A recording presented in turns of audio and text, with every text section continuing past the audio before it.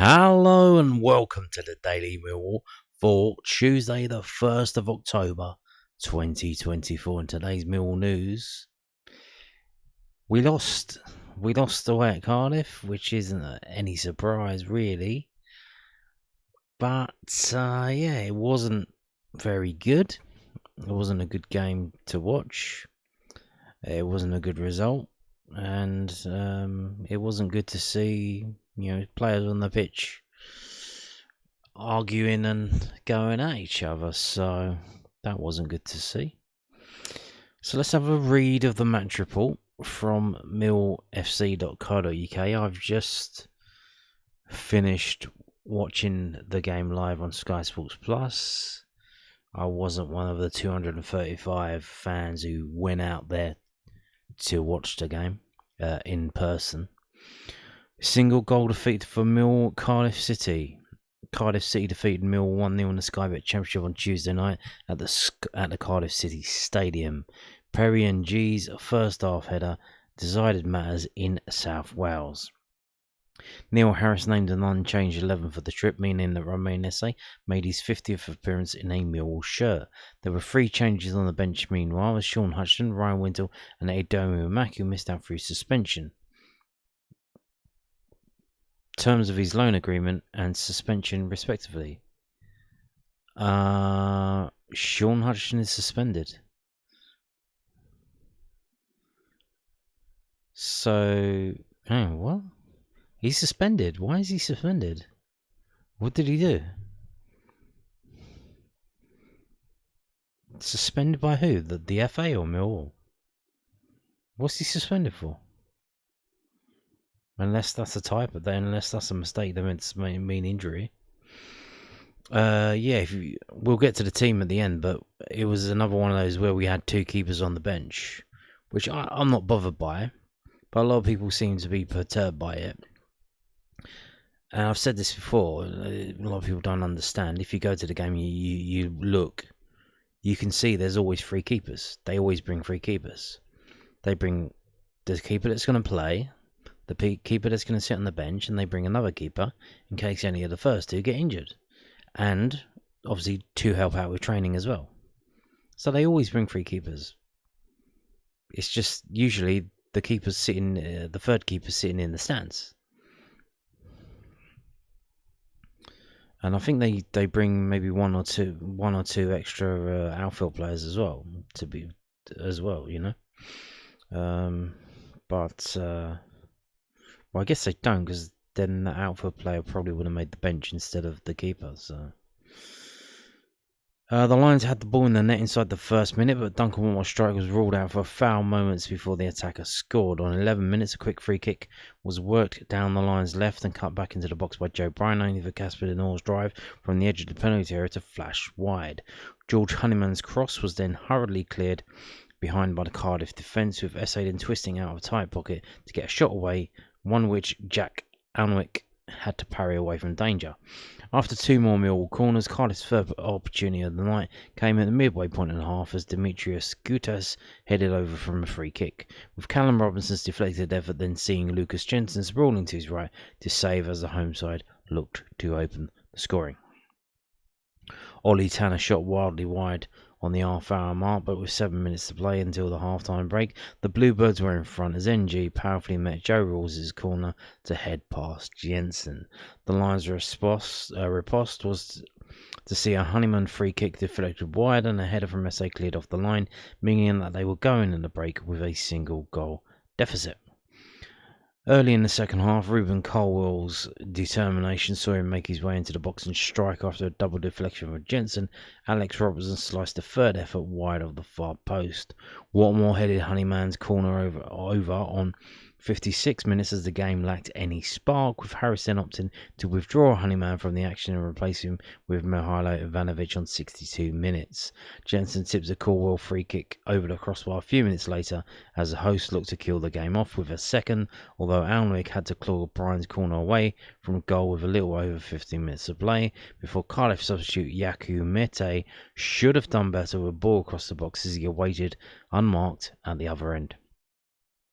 A second throw of the dice from the head coach saw Femi Aziz return from injury to take the place of George Saville, but the Lions could not find a final ball that would provide the equaliser, the closest they came being a pass down the left from Bryan, almost reaching Watmore but nestling into the arms of Alnwick.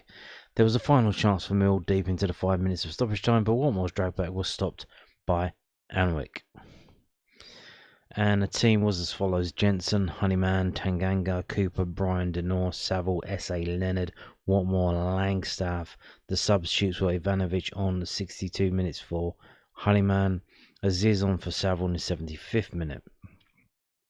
And the unused substitutes were Roberts, Truman, McNamara, Wallace, Kelly, Massey, and Harding.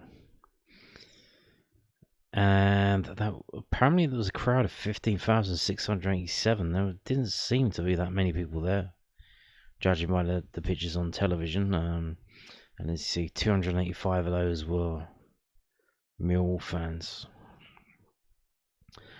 Yeah, what can you say? What can you say? So I think for the first 25 minutes we were playing some good football.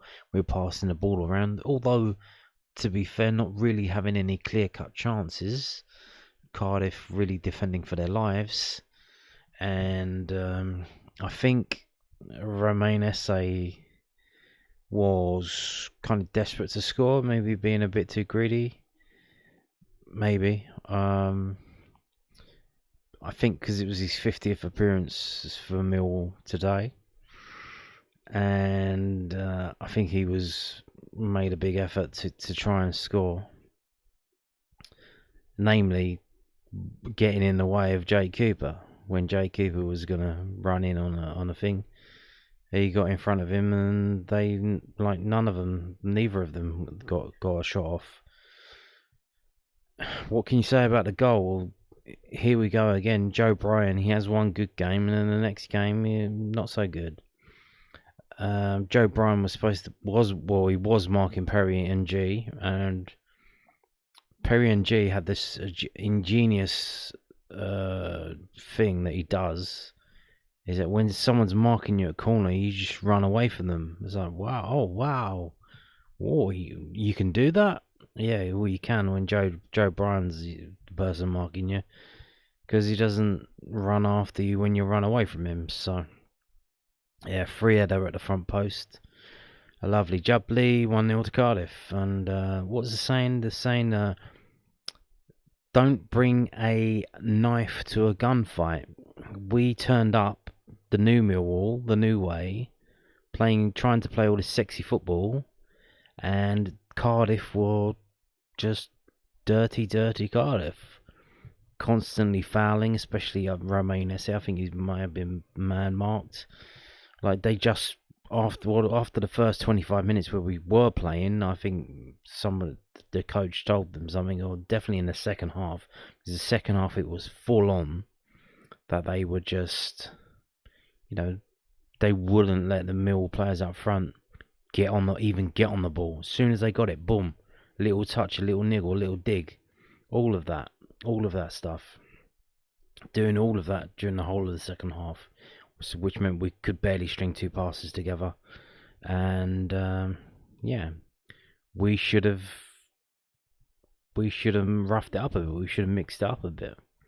Instead, we were still trying to play, and we were losing. It wasn't working. And at the end of the game, probably close to full time, you got Romain Esse again. He gets on the ball, gets knocked to the floor. Nothing's given, of course, nothing's given. And then they counter, and Ryan Leonard has to pick up a yellow card by doing a tactical foul. And then him and Romain Esse are going at each other. I think maybe Ryan Leonard was moaning at him for giving the ball away, but he's getting fouled. Like he's getting fouled, and the referee's not doing anything.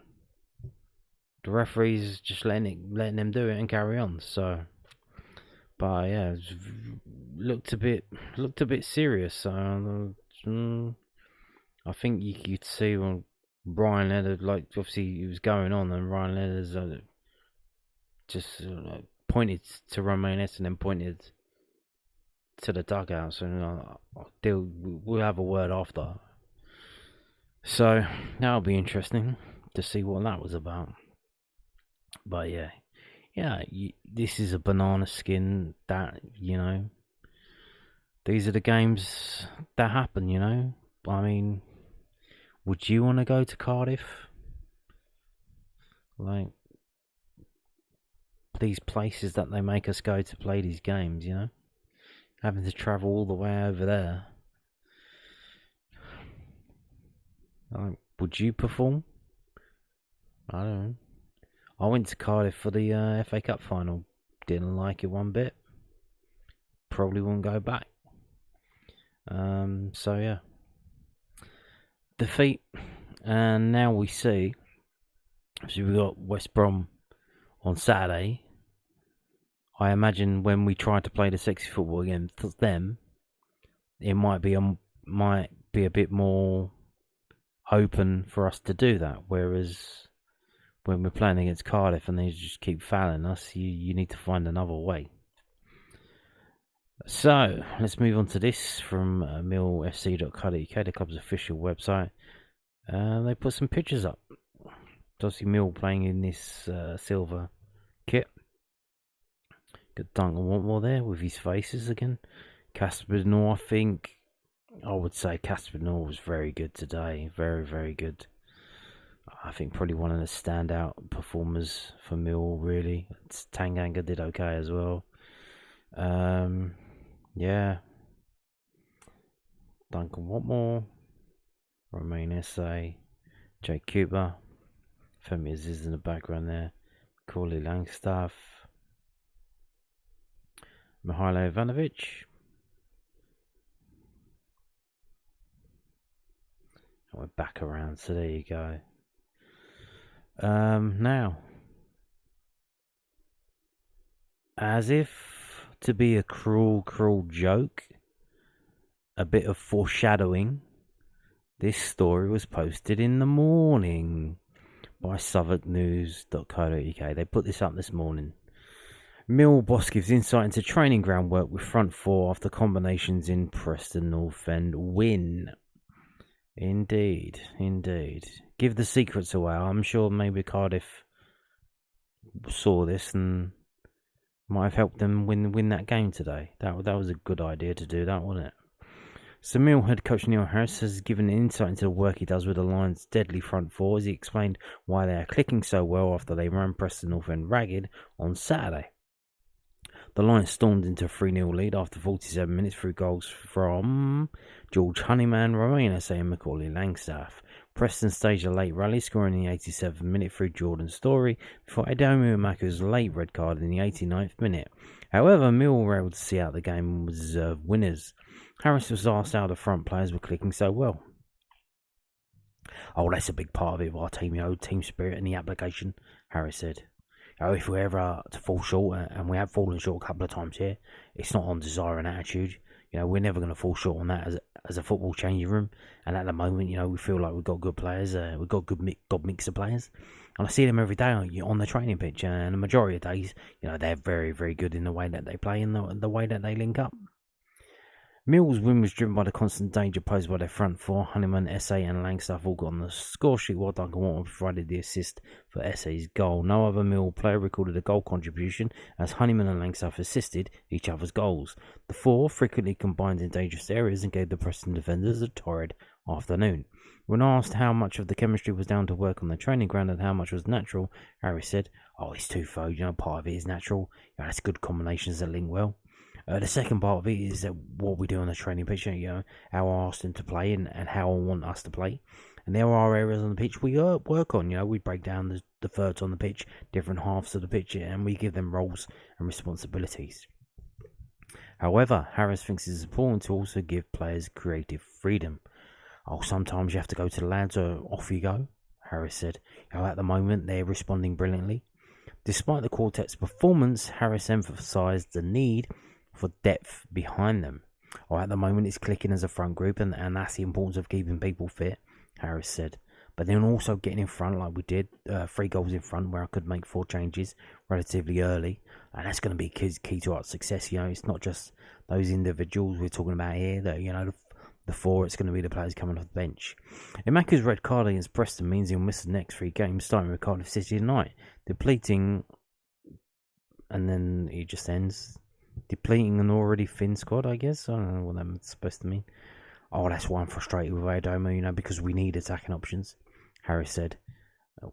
We know Femi is this today, and we look really light in attacking options on the pitch. And we've got a 3-game week. Indeed we do. 3-game week. A win, a defeat. What is next? I don't know. Now, talking of Adomu Emaku, he played today. Didn't play for Mill's first team in Cardiff. He played for the under-21s at Calmont Road against Queen's Park Rangers in a 0-0 draw, which is very rare. You don't really see 0-0 draws at the under-21 level. Millwall's under-21s drew 0-0 with Queen's Park Rangers in the Professional Development League on Tuesday afternoon. Ryan Wintle and Adomu Emaku started for the Lions at Calmont Road, with a game lacking in clear-cut chances finishing goalless, continuing the unbeaten run at home for Kevin Nisbets' side in 24-25. Next up for Millwall's under-21s is a trip to Bristol City on Monday the 14th of October, because,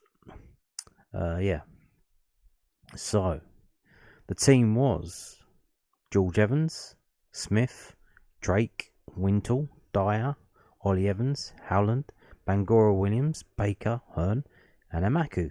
The subs were Lamptey on for Smith in the 70th minute, Hayward on for Wintle in the 70th minute, and the unused subs, Beaumont was on for Ollie Evans in the 53rd minute, and the unused subs were Przewozny and Mansour. And the referee's name is, rather unfortunately, he's called Wager. Well, I hope he doesn't get caught in a betting scandal. That would be a name if you had a referee who's caught in a betting scandal and his name is Mr. Wager. What a name, eh? What a name. Now, next week is international break. Obviously, we got a game on Saturday and then we got a week off. International break. If you haven't got plans or your wife hasn't got plans for you, what is this? Yes, on Saturday the 12th of October, there is another Millwall FC History and Heritage Tour, and this one still has tickets left, even though it's a week ago, whereas the one on the 7th of September was sold out for quite some time. So if you've been meaning to do this, if you've seen it before, you can get a ticket for next Saturday, so have a look. It takes place between 11 and 2. And you start off at West India Quay, which if you don't know where that is, it's just down the road from Canary Wharf. So there you go. It's basically a walk around the Isle of Dogs to see where Millwall Football Club started. And you can see the pictures. There's a plaque there, Morton's Jam Factory. And that looks like Millwall Park there, near the Asda. The George Pub, the North Pole Pub, and others. The Lord Nelson, of course. I think that's near Island Gardens. There's that plaque in a closer expansion. So yeah, that's what you do. You walk around and someone tells you the history of Millwall. And I found out a very interesting fact today. Did you know that Millwall made it to the Coupe de France final? Did you know that? And they lost, of course. But they made it to the final in the early 1900s. Because French football was a bit shit and they didn't have enough teams. So it was basically a Anglo-French Cup, but it was the Cup of France, and they played the final at the Parc des Princes, and so Millwall played a final at the Parc des Princes. But I think they played another English team, which when you got two English teams playing a French final in a French capital, no wonder French football didn't fucking take off. Like, what's that about? But yeah, there you go. So getting back to this, obviously it's £12. This is from, I should have told you that, this is from eventbrite.co.uk, which is event, spelt normally, then BRITE, eventbrite.co.uk. So there you go. That's happening next Saturday the 12th of October. Not next Saturday week, you know what I mean. Now, moving on to this, we're going to finish by talking about Kevin Nisbets, because of course, so obviously he's been speaking and we get to know what's going on behind the scenes. He's given a little insight into what happened. So this is from edinburghnews.scotsman.com, which is the website address of the Edinburgh Evening News, which is interesting because he was at Hibs, but he's now at Aberdeen.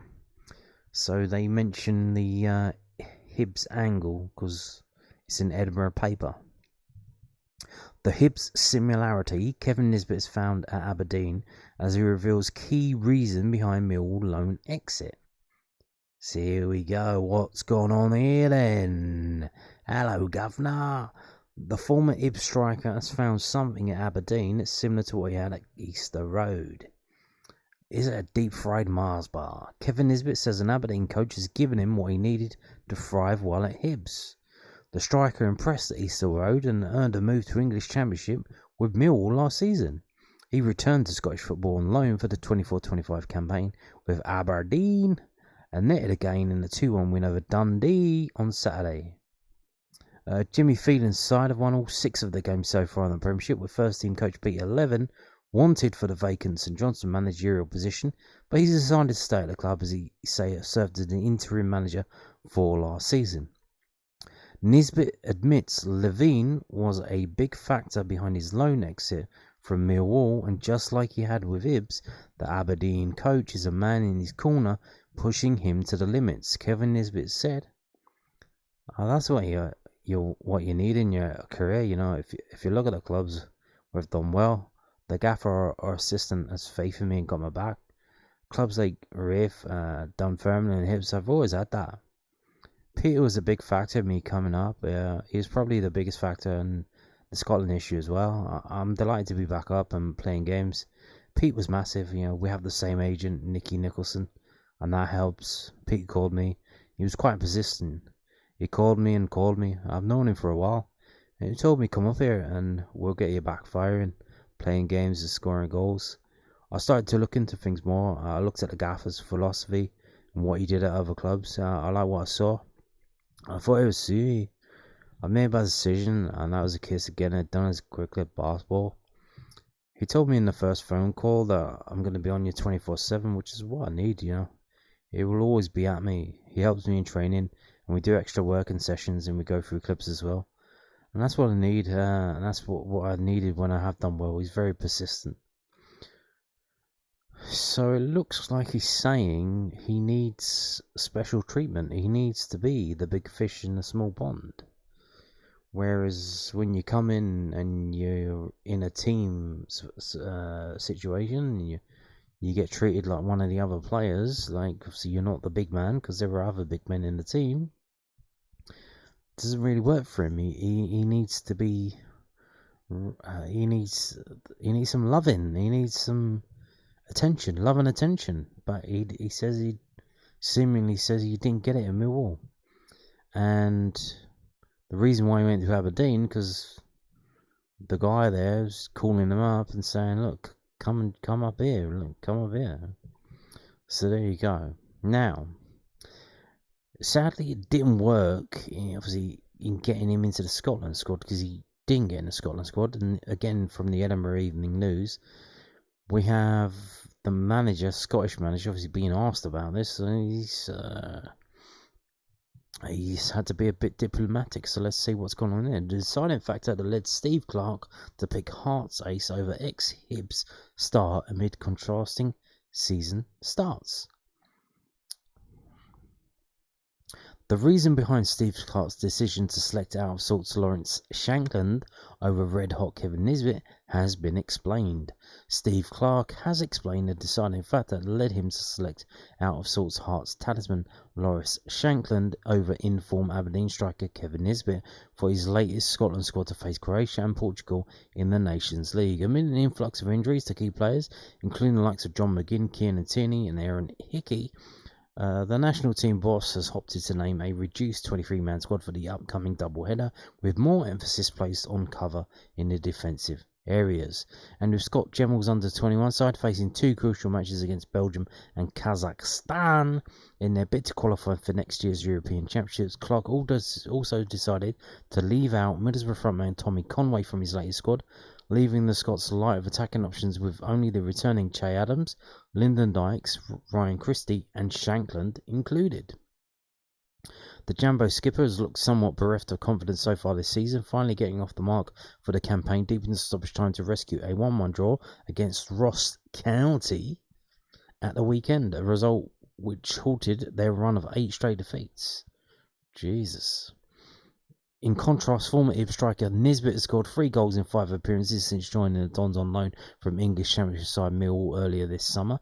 The 27-year-old, who made his international debut back in 2021, has been unable to add to his 11 senior caps to date, with his last call-up coming back in June 2023. So what's going on here then?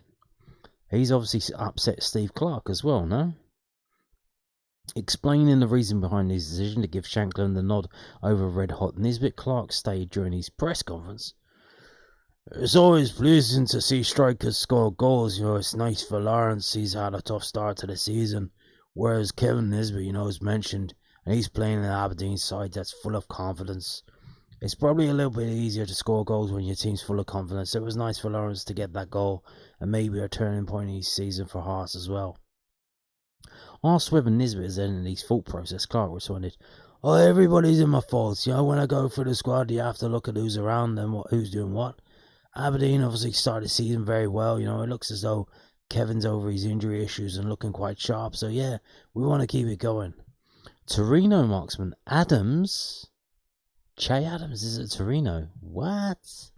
Who sat out last month's back-to-back defeat against Poland and Portugal through injury, is back in the fold, with Clarke adding, "I've got a really good relationship with Che. I know he's grateful for the chance to play for Scotland, and every time he turns up for us, he gives us 100%.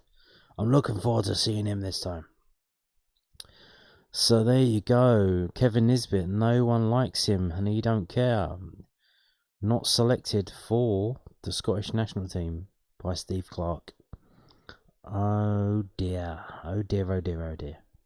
Oh dear, oh dear, oh dear. And on that note, thank you for watching, and goodbye.